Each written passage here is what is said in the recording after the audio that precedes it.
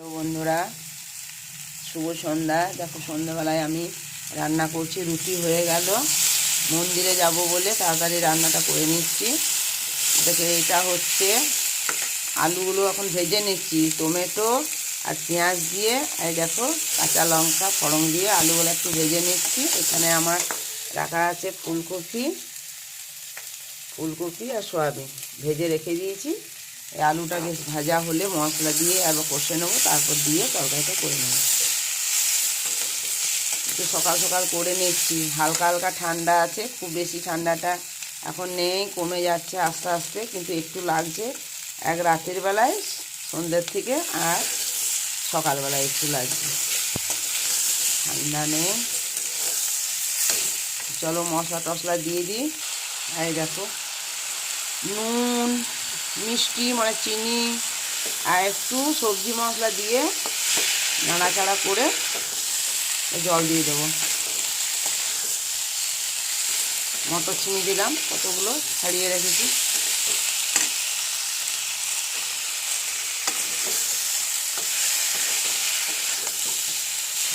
কি ভালো কি ভালো গন্ধটা লাগছে।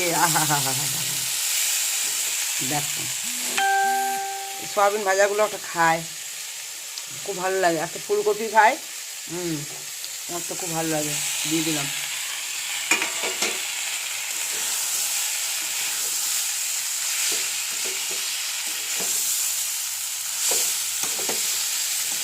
এই দেখো, একটু নাড়াচাড়া করে জল দিয়ে দেবো।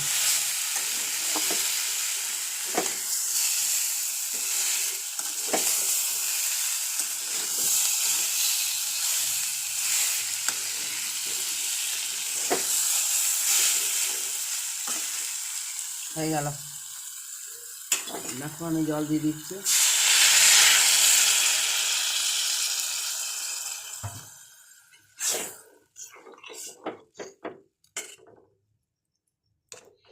মাখো মাখো তরকারিটা হবে, বেশি জল দেবো না, কারণ আলুটা সিদ্ধ।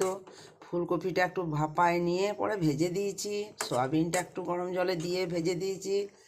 আর বেশি দরকার হবে না জলে। এই কড়াই না ঠুকলে আর কড়াই না চাচলে বলে যে তরকারি খুব টেস্ট হয় না। আমার মা বলতো। এই খুন্তি ধোয়া জল, এই দেখো, বলতে এই খুন্তি ধোয়া জল আর কড়াই চেঁচে আর কড়াইটা এমনি এমনি করে ঠুকে সে রান্নাটা নাকি খুব ভালো হয়। আমিও তাই করলাম। ঠিক আছে বন্ধুরা, তাহলে এটা ঢাকা দিয়ে দিই, বুঝেছো? এই দেখো, ঢাকা দিয়ে দিলাম, একটু গ্যাসটা বাড়িয়ে দিলাম, আস্তে আস্তে হয়ে যাক। আর আমি দেখাবো না তরকারিটা।